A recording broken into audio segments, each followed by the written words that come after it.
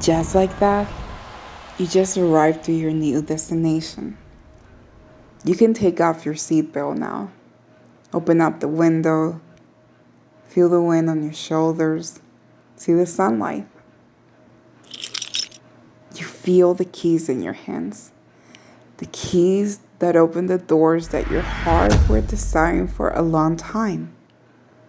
But suddenly, new trials arrive, and they make you forget that what you have now is what you prayed for a couple of seasons ago.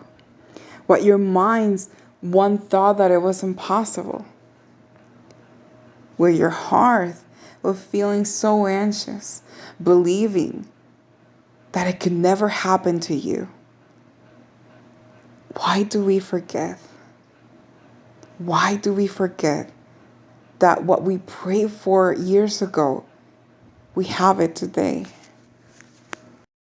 Doesn't God say in His Word that we cannot add a single hour more of our life by worrying, or take another hour of our life by worrying? You can't stop time, but you can advance in a faster speed in the Spirit. You cannot stop time, but you can advance in a faster speed in your spirit. There are things that God is waiting for on you. You have been asking, when, God? Why you don't do it? When, God? You're focused so much on when and why not than in the preparation for it. Because God doesn't want to give you something that you're not ready to receive. And He knows already when you're going to be ready. But you can advance at a faster speed if you ask Him right now, what is it that He's expecting for you to do? No more going in circles and doing things your own way. That doesn't work any longer. But when you do it God's way, He surpasses your expectations. And He gives you a peace that surpasses your mind. You cannot even fathom it. You cannot even understand it. So don't you want to wait for the right person, the right man in your life with peace in your heart, with self-control, knowing that just because you think that somebody is very handsome and you like so many things about this person, it doesn't mean that you have to go and date this person. It doesn't mean that you have to go and entertain this person, pursue.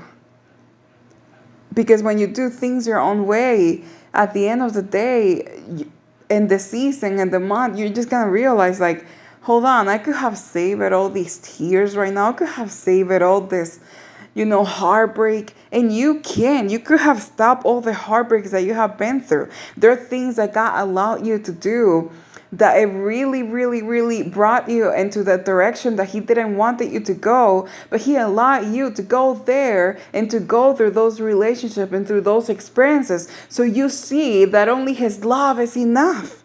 And the moment that you stop trying to look for perfect love in a man and material things all around you and people in general, it is that when you're going to feel that peace that is not going to cause you the anxiety and the trigger of asking, when, God? Why not now? You're just going to be so peaceful that people are going to ask you, like, what is it that you were drinking today? What is it that you were doing today that you're so peaceful?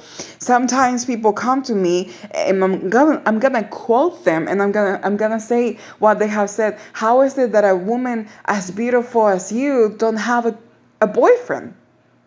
And you can take that as an offense or a compliment. I don't take, not even as a compliment or as an offense. It doesn't affect me.